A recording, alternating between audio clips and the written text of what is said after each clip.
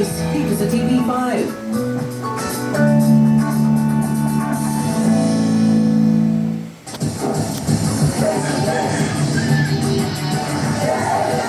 Mahal naman pala ni Kuya Valentin si Ate Delia. So bakit sa palagay mo, naging sobrang selosa siya na pati yun, nagawa ng issue yung sa kuryente, samantalang nagkakatrabaho ka na nga para doon, di ba? Naabot-abutan ka kahit paano. Yun ang pinagmulan. Tapos ngayon, nagsiselos si Aling Delia. Minsan nga daw, wala ka maghapon. Di ka naman daw niya hinahanap. Nasaan ka? Doon ako sa trabaho. Oo. Minsan ka-extra ako. Tapos, uwi ako, gabi na. Doon, hindi naman siya maghanap. Pero nandyan lang ako sa bahay. Mawala ako sa bahay, hanap ko yung hanap. Oo. Sinasabi ni Ate Maylin, hindi mo naman daw niligawan si Ate Delia. Siya daw ang naligaw sa'yo. Sino ba talaga? Hindi totoo yan. Ako naligaw talaga yan. Oh.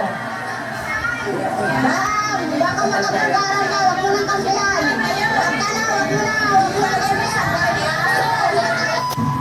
Hanggang kasi pangalan, ang mainit mo na. Pero nung naging kayo, yun yung sinasabing dinadala ka daw ng mga gulay.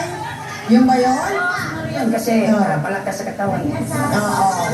Pero kayo lang, sandali. Pero si Aling Bobot ang una mong kaibigan. Oo, una kong kaibigan pagdating ko, galing ako sa probinsya. Oo. Una kong kilala talaga si Bobot. Kaibigan lang kami talaga. So nung nalaman mong nagsiselos na si Aling Delia, pinakiusapan mo na. Siya nga, Bobot, huwag ka nang maghanap sa akin kasi alam mo na, puro silos ang asawa ko. Oo. Pero kahit puro selos si Aling Delia, hindi mo nagawang tumingin sa ibang babae. Siya lang ang mahal ko eh. Oh! Okay, based on research po, Aling Delia, lumalabas, mas pinili niyo daw po si Valentin kesa sa mga anak ninyo. Akala ko po ba sabi niyo, boto ang mga anak ninyo kay Valentin? Boto naman po. Oh. Bakit po nagkaganon na umalis sa mga bata nung pinili niyo si Valentin? Ayaw po sa kanya, kaya nilayasan May ng bahay po ako doon, ma'am, sa nakuha namin doon sa Laguna. May tinapon niya sa Malaking Palawan. bahay ko doon, kaya silang tumira doon sa bahay ko. Sayang naman din yun. Totoo ba, Kuya Valentin, na hindi boto sa'yo ang mga anak na Aling Delia? Hindi, wala namang problema ang anak niya. Wala namang problema sa akin. Mga Hindi, sinunod. pero sila, may problema ba sila sa'yo? Wala naman, lagi naman kami nga magpunta sa bahay. Anak niya, kami magpunta sa Laguna. Kaya pala si Amir, ba't magalit yung anak mo? Bakit galit, Maylin? Dahil po kasi nung nagkapera po yan, hindi naman yan siya nag-sustento doon sa anak niya eh. Nababayaan niya. Oh, alam ko ba? Hindi sinasabi mo niya? Ba't hindi sinasabi mo niya? Ngayon lang yan, nakuha mo na yan. Nagbigay ka doon. Ano? Ba't sinasasawa na niya yung pera? Alam mo. Alam mo. Bakit sa usawan, ang hinanakit naman niya ay kay Aling Delia na dating kinakasama ng iyong kapatid niya. Dahil nga daw, wala pa kasing isang taon na namamatay ang kanyang kapatid na dating karelasyon ni Aling Delia, nakahanap na ng bago kaagad. Ano naman ba ang reklamo pa niya kay Aling Delia? Narito po, si Patricia Aguilar. Pasok!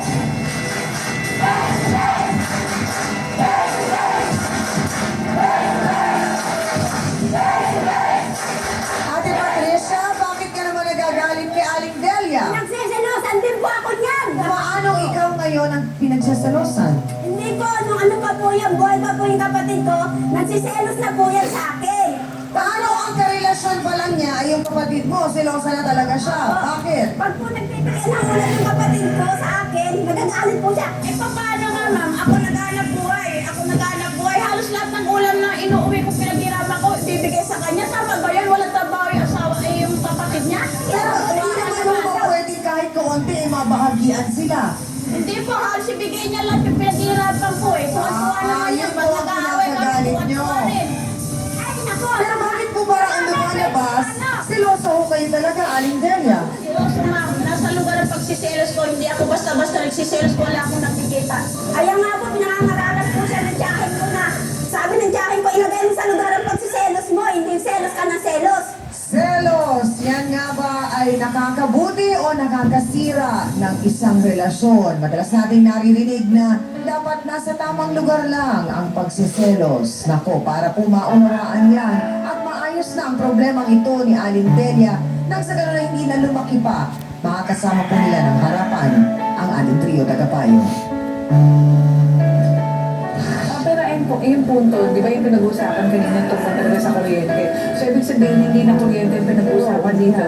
Kung hindi yun talaga, dahil matagal nang wala yung issue na yun. Bakit po yung special class sa inyo? Kaya sino nag-aasikaso po dun sa special? Mga kapatid niya po. Eh, di ba po dapat kayong mag-ano doon? Ayaw naman po niya sa amin. Bakit po ayaw sa inyo? Gusto niya doon sa mga pamangkin niya. Mahilig sa bata yun eh. At least po kasi dapat pinangangalagaan yun dahil lalo pa babae po yung anak niyo na yun. Sana po, Attorney Ben, merong magandang naging resulta yung counseling po natin sa ating mga bisita ngayong umaga. Hangad po natin yan tiyangami sapagkat yun nga po ang layunin ng ating programa. Kaya kay Aling Delia na kayo ang nagre-reklamo dito, kanina nang pagpasok nyo, sabi nyo ay ang nire-reklamo nyo tungkol sa pagpuputol ng inyong kuryente. Subalit sa kalaunan ay nakita natin na ang naging issue pala rito ay tungkol sa damdamin ninyo na hindi ko naman sinasabi o hindi ko kayo hinuhusgahan na kayo ay nagkaroon ng damdamin ng paninibuko o selos. Ito ay hindi nagdudulo ng malusog na relasyon sa ating kalagayan. Nagiging dahilan upang ang relasyon na ito ay mawasak, ang relasyon na ito ay masunog, katulad ng isang kuryente na kapag ito ay hindi nagamit sa tamang paraan, ay maaaring magdulot o magkaroon ng pinsala. Hangad ko na ang istorya mong ito, natutunan mo na ang selos walang puang sa pagsasama ng mag-asawa. Yun lang.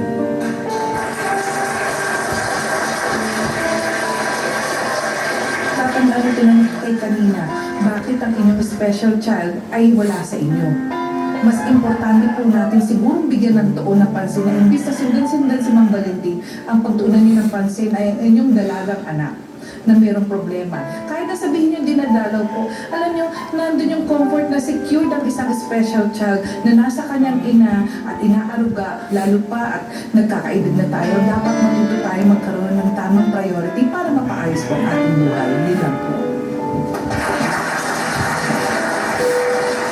Una, sa pakipagrelasyon sa isang lalaki at babae ay napakahalaga po ang pagtitiwala.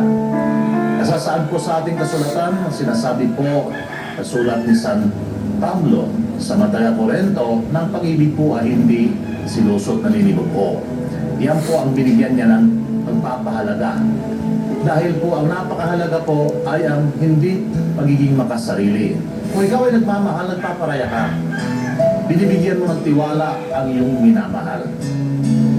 Baguhin mo yung sarili kung ikaw ay nagmamahal sa kapwa-tao, nagmamahal ka kay Valentin, suklian mo ang sinabi ni Valentin na mahal ka niya. Iwasan mo na ang pagsiselos, bagkos magtiwala ka at magmahal. Maraming pong salamat sa ating trio tagapayo, Aling Delia. Naging maliwanag po ba sa inyo na talagang ang sobrang selos po ay wala pong nadadalang kabutihan sa ating pong buhay? Alam ko naman yung pagsiselos, ma'am, nasa lugar naman ako eh. Oo. Hindi naman lahat ng tao, pag kausap ng asawa ko, pagsisilosan ko na. Ang ibig sabihin, may nakikita akong motibong ginagawa nito. Sinabi na nga ho ni Valentin na mahal niya po kayo at wala kayong dapat pagselosan. Kung hindi po niyo yun kayang tanggapin at hindi po ninyo yun mababawasan o mababago, wag nga po kayong magulat kung isang araw, pagising niyo, wala na si Valentin. Nasa kanya na lang po yun, ma'am. Kung gano'n ang gagawin niya sa akin, hindi naman ako nagsiselos na ano eh. Nanay Delia, hindi niyo po ba narinig yung sinabi ng tatlong babae doon sa side ng pula na ni isa sa kanila wala Wala nga daw pong po. interes kay Valentin? Wala silang interes, wala silang gusto. Bakit pinipilit pa rin po ninyong meron? Si Valentina ang nagsabi kanina, wala. Nakiusap pa nga siya kay Aling Bubot. Baka kailangan, Kuya Valentin, ikaw na ang magsabi kay Aling Delia. Sabihan ko nga boss, luwasan mo ng silos mo. Oh. Yun naman pala Aling Delia, oh. Sige, magmula ngayon, hindi na ako magsiselos. Kayo namang tatlo, wag niyo nang gatungan. Nagkamali na nga yung tao. Bubulong-bulong pa kayong tatlo. Pagbubuling ko kayo eh.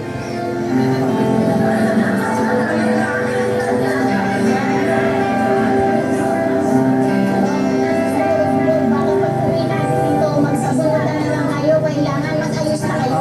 Ganun ka ba? Ganyan ka ng tawa doon.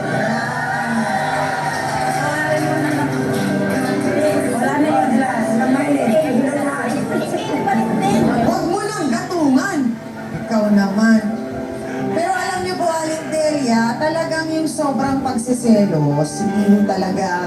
Alam niyo naman yun, yung panibugho. Sabi nga ni attorney, ang taga ko na hindi narinig yung Tagalog nun talagang wala akong naidudulot na maganda yan.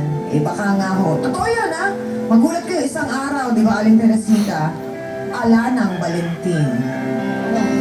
Magigising siya, wala na siyang katabi. Kaya nga. Dito po sa programang to, napatunayan na namin yan ng maraming beses. Ilang lalaki na po ang nagsabi dito, Aling Delia. Kasi sabi ng misis ko, may babae ako. Di tinuloy ko na.